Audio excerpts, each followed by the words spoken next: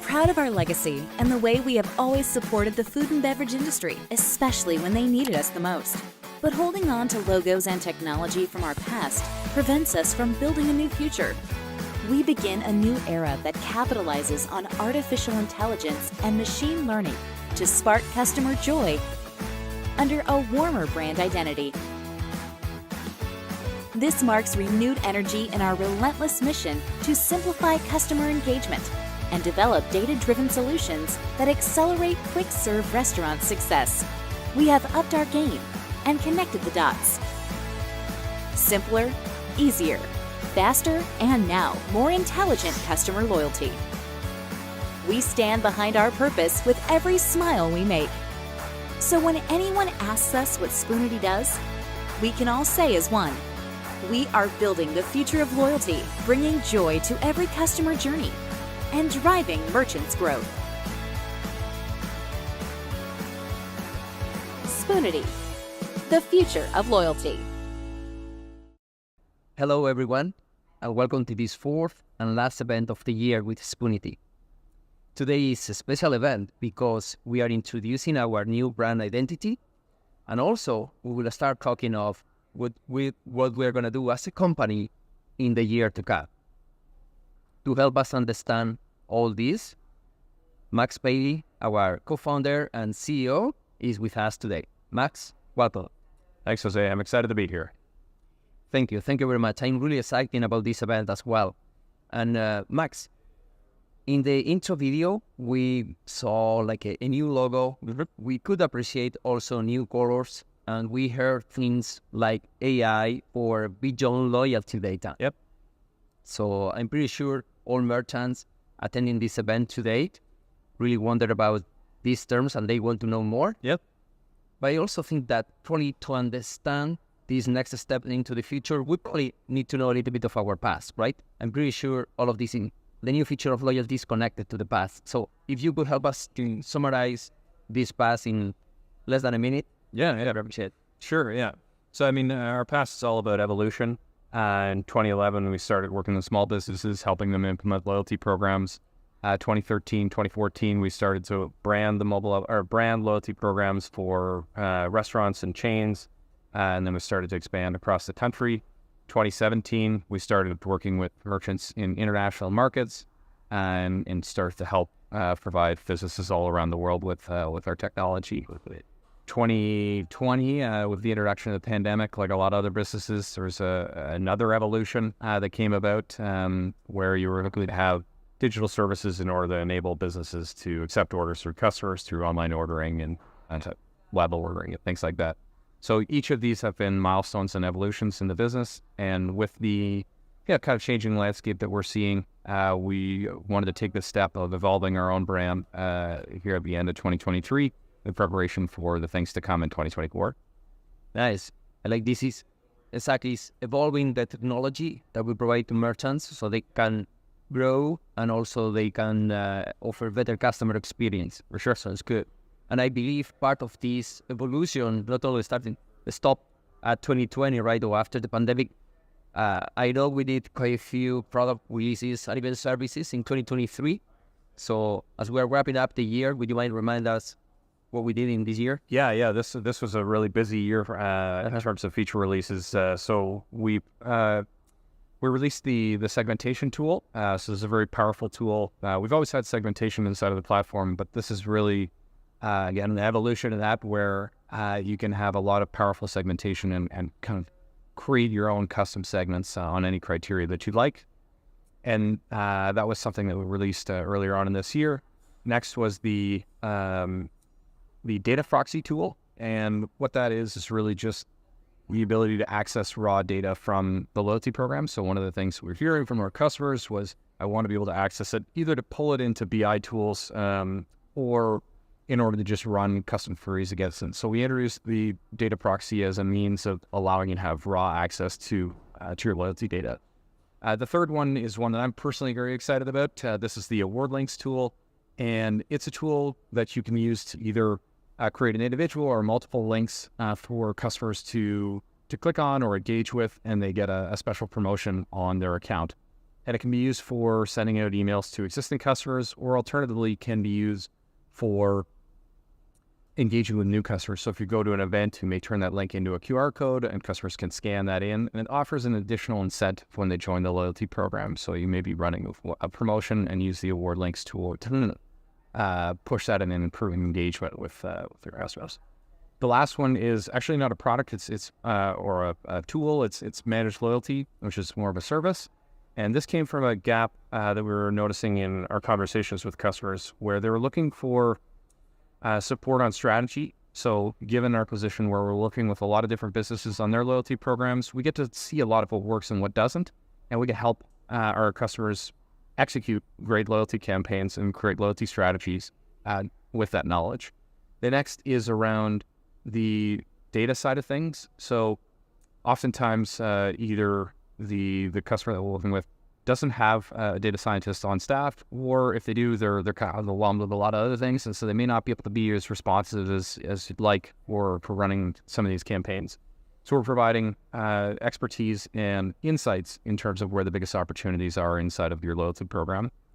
The last one is really around execution, and this came from a few things. One is sometimes you just lack capacity. There's so many things to do in marketing, and trying to do them all can be challenging, and having a resource like Spoonity available to help execute some of these campaigns can be very valuable. The second component of that execution is sometimes it's just challenging. With all these different integrations, getting things to work the way that you want them to, where it's redeemable online as it is in store, and tying various different services together to make it a seamless customer experience can be challenging.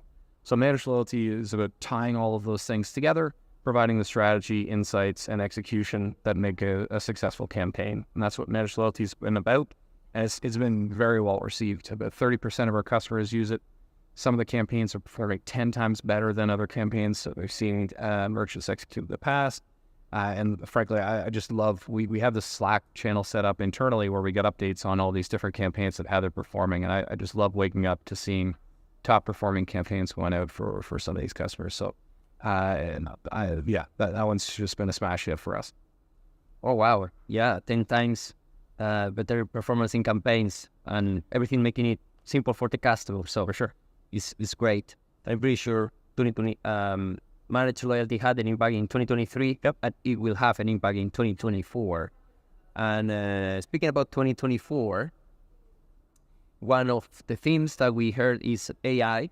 Max, how do you think we are going to start implementing or keep implementing artificial intelligence in the year to come? That's a great question. And, to your point, AI is not something new to the business. We've been using machine learning for years, helping develop suggestions in terms of different strategies to implement for your loyalty program.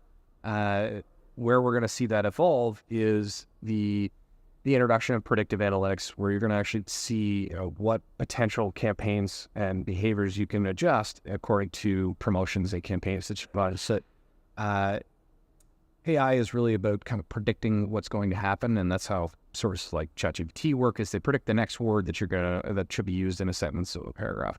And in the same way, you can predict what your sales are going to look like based on certain criteria or adjustments behaviors, and we're going to use that to kind of help clarify which strategy should be implemented and what the trade-offs are between those. So I'm particularly excited to see that advanced analytics and artificial intelligence be implemented in predictive analytics. That's going to be something that's coming forward in 2024.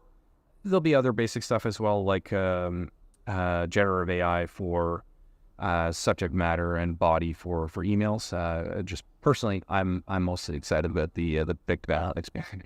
Yeah, good. Both, I'm pretty sure they will have a good impact on the performance of our loyalty programs for the merchants. For sure. And now we keep talking about loyalty, but we heard about beyond loyalty data. Yep. So it sounds to me like we are using data outside of the loyalty program to help merchants to simplify their life and make better decisions. Is that right? Yeah, so beyond loyalty data is all about the acknowledgement that a loyalty program gives you a segment of your customers. There's a broader set of data out there that relates to your business, and we want to help pull that information together to deal with kind of that dashboard fatigue, where you're switching between multiple different dashboards in order to gather information.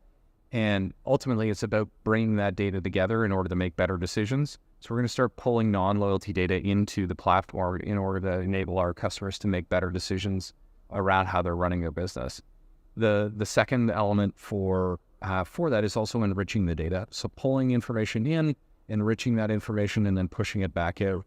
And you'll see this, ultimately this kind of comes back to our core mission, which is bringing joy to the customer journey. So you may see this in different ways. As an example, customer places a reservation, that information's brought in, it's enriched with the loyalty data, and then pushed back out to the reservation system so that when the customer shows up, the staff who's servicing them can see not only the reservation information, but also their loyalty information. And again, that's just about enabling a better customer experience, which we look to leverage data in order to do. I like this term of enrich data, right? Especially when it helps to make better decisions for our merchants, and we help to bring joy to the customer journey for the end consumer. So it's good. And you touched on something that I like it about different dashboard and dashboard fatigue. Yeah. And I'm pretty sure also was mentioning there about part of the branding having an impact on our own dashboard. Yeah. So what would you say is on the roadmap for Spoonity with UX, UI, and different that?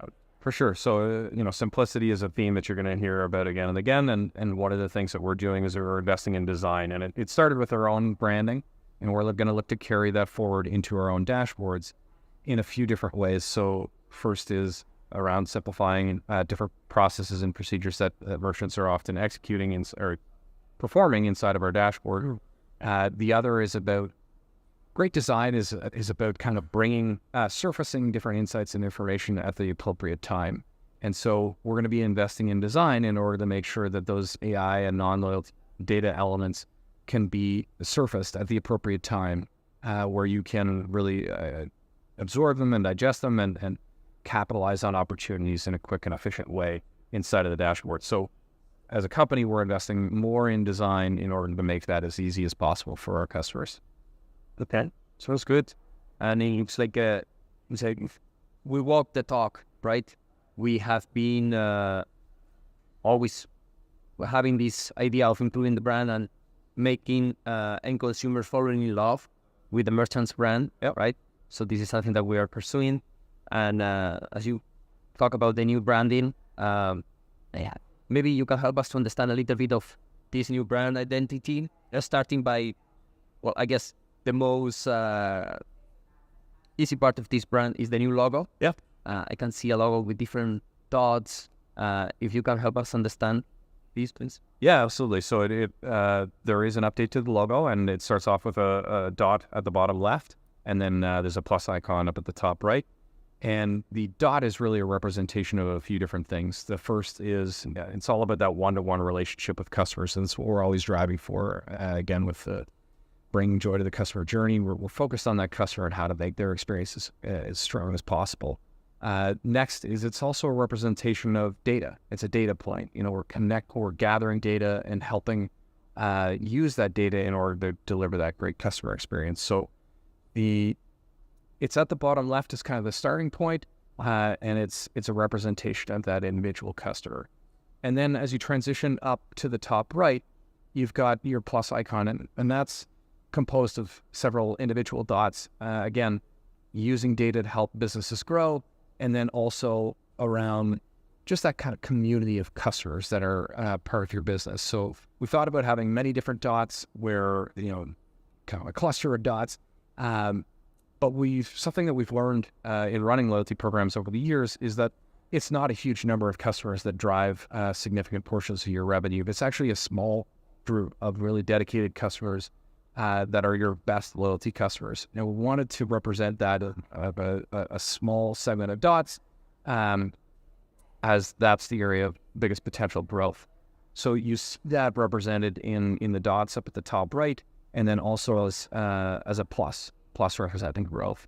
And again, it goes from that individual where you've got your brand ambassador, and it goes up to that community of where you're seeing the growth and opportunities that are presented as a result of the Spoonity.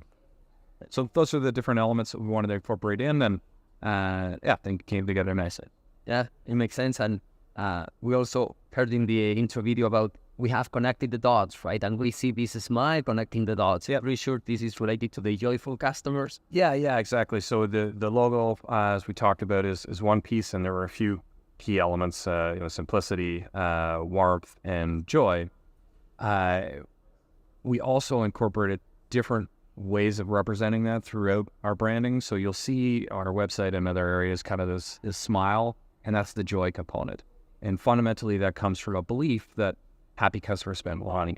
So it starts with joy, it goes to loyalty, and then it ultimately lands with growth. And again, it stems back to our mission of bring joy to the customer journey, and the belief that joy translates into loyalty, translates into growth. So that smile and that theme is something that you're going to see throughout our branding. So each of those are key items. There are some other pieces that we'll talk about with the color schemes that we picked, but I fundamentally we wanted to keep things simple, things warm, and thankful. Good. I'm pretty sure our merchants would appreciate this part of keep it simple. Yeah. Usually simple is more. Yeah. You touch a little bit on colors. I see the orange that we are familiar with. Yeah. Even though it's slightly different, right? But we see this relevant new color, purple, that I'm pretty sure it has also a meaning. So if you can help us understand the meaning of the two colors. Yeah. So we wanted to maintain the orange as part of our history and connection to our past. And then we also wanted to introduce a new color, purple. So each of the colors represent different things. Orange is a warm color, and it's also about innovation. Purple, on the other hand, is a representation of sophistication and around loyalty. Those are kind of color. Those are the things to think of when you think of purple. As you go beyond that, for me, it's also really purple is a representation of richness, and I view that in a form of enriching data and enabling growth and things like that. So these are some of the elements that we chose. Again, orange was about bringing our history forward, and then the purple was about that sophistication and loyalty represented in our branding. Good. So it looks like we're putting the foundations of the new future of loyalty, and 2024 is around the corner. Yep. So we're going to be ready for this. Max, I think you explained that pretty well. Unfortunately, we are running out of time, and I'm pretty sure merchants are curious about what is coming new with Spoonity, and now they probably have to go back to work. Okay. But Max, I don't know if you have any last comment, something that you leave with us. Yeah, I'm excited for 2024. I think this is going to be a phenomenal year in terms of capabilities that we bring for our customers. We've had a lot of interviews and conversations with each of our partners and each of our customers, and we look forward to having more of those in 2024. But I think the implementation of the AI, implementation of non-loyalty data, and the focus on design is really going to have a major evolution, I guess, in terms of the capabilities of the platform. And I look forward to continuing that journey with each of you as we go into 2024. Well, Max, thank you very much. And to everyone attending this event, thank you for your attention, and see you soon in 2024. Take care.